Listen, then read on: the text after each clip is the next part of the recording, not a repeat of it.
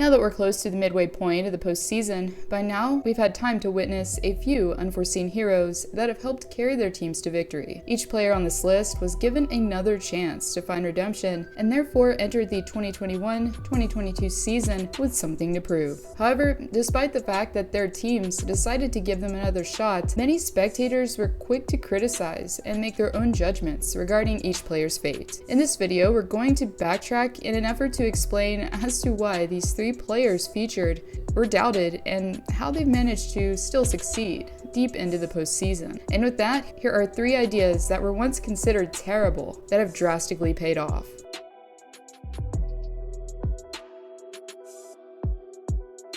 Even though Nazem Kadri has been having himself quite the revenge tour this postseason, the forward went through a fair amount of controversy to get there. And no, we're not just talking about the scrutiny he's received from Blues fans, but also from his days as a Toronto Maple Leaf. Taken 7th overall by the Maple Leafs in 2009, Kadri immediately demonstrated the valuable combination of skill and tenaciousness, as he was able to play a solid two-way game for his club and also get under his opponent's skin in the process. Even though this ultimately sounds like the player you'd want on your team, for Kadri, at least in the earlier days of his career, he had a major issue with keeping his emotions in check. Beginning in 2013, Kadri started to demonstrate a lack of restraint and discipline when it came to lashing out at his opponents. Interference, headshots, boarding, you name it, Kadri was probably reprimanded for it. And yes, hockey is a very intense and rough sport. However, when you're a coach or GM seeing one of your key players being continuously held out of the lineup because he can't keep his temper in check, it would have to be pretty frustrating. For Kadri, it also seemed like he picked the worst possible times to become a loose cannon on ice. April 12th of 2018, he gets suspended for 3 games for boarding Tommy Wingels, and almost a year to the date, he was suspended yet again for cross-checking Jake DeBrusk. Both of those incidents took place during the postseason, and well, when you mess up during the playoffs in Toronto, as we all know, the fans are going to remind you of it continuously. By the time Kadri was traded to Colorado in 2019, he had been given the label of being an unreliable hothead who had a knack for losing it during the playoffs. Due to the perception, many spectators questioned Joe Sakic's willingness to rely heavily on a second-line center that had such a troubled past. Unfortunately for Kadri, however, fans in Denver also got a taste of the same postseason antics that sent him to the Mile High City. Therefore, after he had served an 8-game suspension for his controversial hit on Blues defenseman Justin Falk, Kadri went into the 2021-2022 campaign with a newly found purpose. Purpose being to prove everyone wrong that he could stay in the straight and narrow by honing in his inner zen. With a hat trick already under his belt at this point, Kadri has been an effective point-per-game player thus far for Colorado and has proven that sometimes a little patience can go a long way.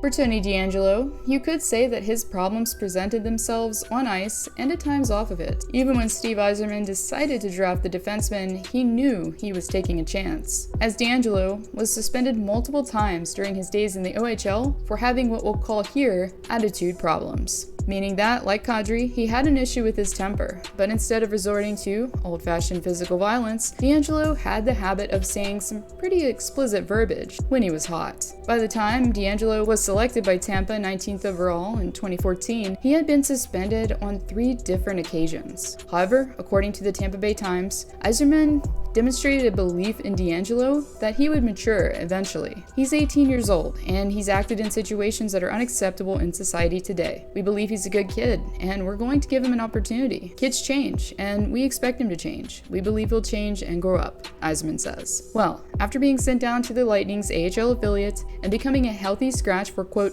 attitude issues and undisciplined play, DeAngelo was eventually traded to Arizona. After around a season with the Yotes, DeAngelo was traded then to the New York Rangers. Well, DeAngelo experiments seemed to work for hot minutes in the Big Apple. Even though he was reportedly scratched and benched by coach at the time, David Quinn, DeAngelo was able to shine from the back end and recorded an impressive 53 points in 68 games played during the 2019-2020 season. However, as the saying goes, old habits do die hard. And according to multiple reports, including one from insider Elliot Friedman, D'Angelo let his temper get the best of him yet again, following an overtime loss to Pittsburgh in January of 2021. Following some miscommunication with his goaltender Alex Georgiev, D'Angelo lashed out at his teammate and from there was bought out by the team. Therefore, when the Carolina Hurricanes made the decision to sign D'Angelo to a one-year, $1 million contract, many couldn't help but be skeptical. Bringing in a player who had the reputation of being a locker room cancer was seen as a future disaster waiting to happen in Raleigh. Even though he did have an outburst or two against the Boston Bruins this postseason, D'Angelo has let the intensity fuel him to produce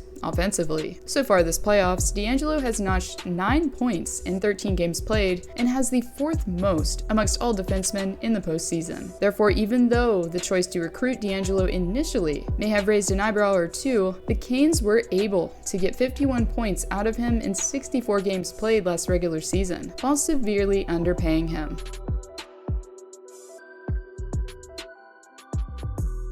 I mean, you didn't actually expect me to make a video on this subject without including Evander Kane, now did you? As recently, the forward has become quite the success story in Edmonton, but just like the others, Kane also had a rather dark past when he decided to join the Oilers roster. Coming into the NHL draft in 2009, Kane already had a bit of a reputation of being headstrong and at times difficult to coach, and it quickly became apparent that Kane was the type of personality that just rubbed others the wrong way, as pretty much everywhere he went, he was finding himself in the middle of a feud with a teammate on a constant basis. After failing to endear himself to the city of Winnipeg and clashing with teammates in Buffalo, Kane was then traded to San Jose. And really, for many, the hope was that Kane would be able to put his head down and just play in a smaller hockey market. But unfortunately, it quickly became clear that the controversy had followed him to the Bay Area. Bankruptcy, a gambling addiction, nasty divorce, you name it, and it was in the headlines as far as Kane was concerned. And following a suspension by the league for forging a fake COVID vaccination card, Kane's contract with the Sharks was terminated thereafter. Therefore, when the Edmonton Oilers became linked to the forward last winter, the hockey world was at a standstill. While some fans seemed inclined to give Kane another chance, many seemed opposed to entertaining the idea that Kane could turn things around in Alberta. Despite this though, Kane proved early on that he was taking this opportunity quite seriously. After notching 39 points in 43 games played last regular season, Kane went into the playoffs as a popular redemption story. And even more impressively for him, at the time this video is being made, Kane has the most goals league-wide this postseason so far with 12. Even though yes, he is playing with McDavid and Leon Draisaitl quite a bit, most of us probably can admit that we didn't expect Kane to be so successful with the Oil from the start.